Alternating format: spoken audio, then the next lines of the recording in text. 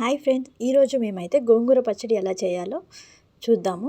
అది కూడా మా మామయ్య గారి రెసిపీ అనమాట. మామయ్య గారు ఈరోజు గోంగూర పచ్చడి చేద్దామమ్మా మనం అని చెప్పేసి అనుకొని ఇప్పుడు ఇక్కడ మా మామయ్య కూర్చొని గోంగూర కట్ చేస్తున్నారనమాట. దాన్ని ఎలా కట్ చేయాలో చూడండి, వాళ్ళు ఎలా చేస్తున్నారో. ఈ ఫ్రేమ్ చాలా బాగుంది చూస్తానికి, వీళ్ళిద్దరు చాలా మంచిగా కట్ చేస్తున్నారు గోంగూరని. సో నేను ఎందుకు కట్ చేయట్లేదు గోంగూర అని మీరు అనుకోవచ్చు. నేను బాబుని ఎత్తుకొని వీడియో తీస్తున్నాను అనమాట. ఆ తర్వాత మా మావయ్య చేస్తా అన్నారు. మంచిగా పచ్చిమిరపకాయలు కట్ చేసి అక్కడ వాళ్ళిద్దరేమో మంచిగా సాంగ్స్ వింటున్నారు. మా మావయ్య ఏమో ఇలా పచ్చిమిరపకాయలు కట్ చేస్తున్నారు. పచ్చిమిరపకాయలు కొన్ని, గోంగూర, అంతే ఈ రెసిపీకి కావాల్సింది.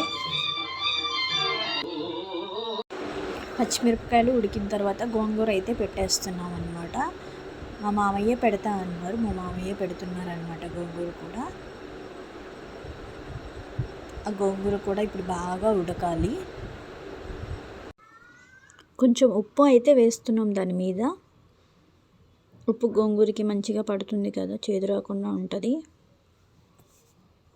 చూశారు కదా, నెక్స్ట్ ఇలా అయితే ఉడికిపోయింది గోంగూర. దీన్ని బాగా మెదపాలి అనమాట. మాయ ఆ పప్పు గుత్తి కూడా నువ్వే కదా చేసింది? నేను తయారు చేసింది ఫస్ట్ కానీ కూడా నా గుర్తులే. చెక్క ఆడ దొరికిద్ది మాయ అది. అదేనా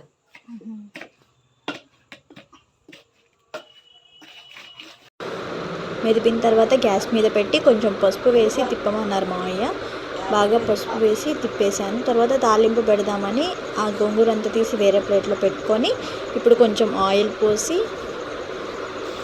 ఆ తర్వాత ముందే ఉల్లిపాయలు కట్ చేసి పెట్టుకున్నాను. ఉల్లిపాయలు, తాలింపు గింజలు అవన్నీ వేసాను.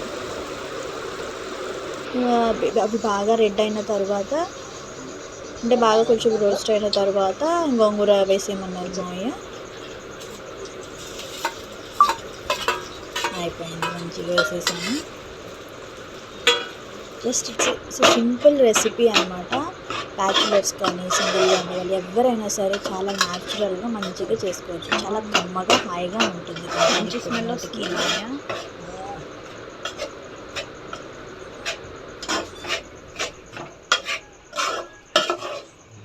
చాలా బాగుంది చూడండి చూస్తానికి. ఇంక ఇప్పుడు ఇదంతే ఉడకనిద్దాం మాయ. ఆ తర్వాత వెంటనే అన్నం వేసేసుకొని తినేసామన్నమాట మేము.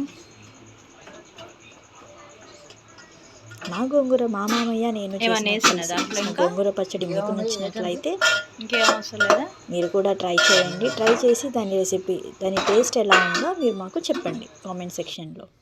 Bye bye.